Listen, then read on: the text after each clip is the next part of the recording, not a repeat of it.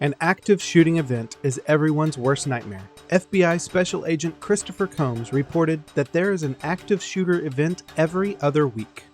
The question is, are you prepared if it happens? Today we'll talk about what to do when there is an active shooter event. We'll focus on learning about ALICE training and how to effectively go on lockdown. An active shooter incident is when an individual actively engages in killing or attempting to kill people in a confined and populated area. In most cases, active shooters use firearms, and there is no pattern or method to their selection of victims. According to the FBI, there have been 277 active shooter incidents from year 2000 to 2018. In 2019, there has been an active shooter every other week in the United States. The incidents happen in different locations, both in public and private places. Schools, malls, restaurants, and offices are the common target places of active shooters. So what should you do? During these times of distress, following protocols can help you survive. ALICE training is a 5-step protocol for when an active shooter situation happens. ALICE training stands for Alert, Lockdown, Inform, Counter, and Evacuate. Alert. In the event that an active shooter or intruder enters the premises, raise an alert to everyone in the building. Lockdown. Once an alert has been raised, find a room and go inside. If you are already inside of a room, stay inside and lock the door. Barricade the door and turn off the lights. Close all windows and stay away from them. Inform. When it's safe, call 911 and inform authorities about the situation. Counter. Counter the attacker's action only when necessary. Distract or interrupt the gunman's actions. Evacuate. Follow evacuation procedures when the police have confirmed that the situation has been handled. Schools and businesses are recommended to conduct ALICE training drills multiple times in a year. Most active shooting incidents end within minutes from when they started. The goal is for everyone to elicit an automated response when it happens. The essential part of ALICE training is the lockdown. According to Kenneth Trump, President of the National School Safety and Security Services, the lockdown protocol saves lives. He says, the goal is to stay out of harm's way and to reduce their visibility. There are essential steps when going on a lockdown. Step 1. Lock and barricade your door and close windows. Step 2. Block view from the outside by covering any windows. Step 3. Hide. Keep away from the doors and windows. And Step 4. Stay quiet and minimize movements.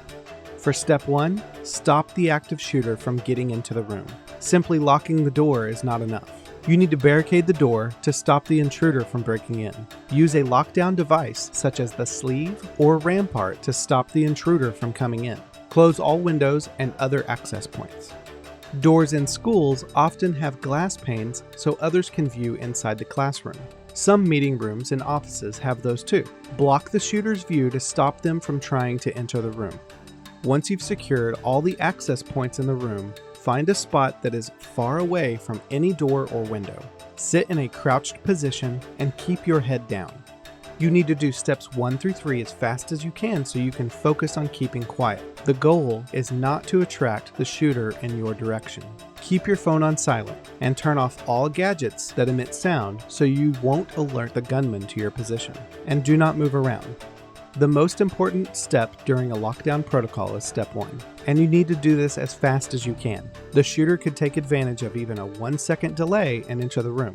The barricade should be sturdy enough that when an intruder applies force, it won't give way. In public spaces, outward swinging doors are standard because of building codes against fire and accessibility for disabled people. These doors are difficult to barricade, which is why we need lockdown devices. Another reality is that most public doors do not have locks, and if there is a lock, it is usually on the outside of the door. Attempting to operate this kind of lock exposes you as a possible target for the shooter. In most cases, people are trained to barricade outward swinging doors by jamming the door with items available in the room. Another case is to use ropes and belts to tie and pull the door closed. This is ineffective, hard to set up, takes too much time, and causes lots of noise. In some cases, the people in the room need to stay by the door to keep it from opening, which is not safe. Locking outward swinging doors is tricky. Most do not have locks or only have them on the outside. You need to use lots of fine motor skills if you use ropes or belts. And tied ropes or belts are ineffective because they can easily break. How can you effectively lock outward swinging doors? Use the sleeve. The sleeve is a lockdown device designed specifically for outward swinging doors. It is easy to deploy, intuitive, and complies with the Alice training method. How does the sleeve work? Most commercial outward swinging doors are equipped with a door closer mechanism. Disabling this mechanism automatically locks the door. You won't need to go outside to lock the door. To do this, take the sleeve and position it over the door closer.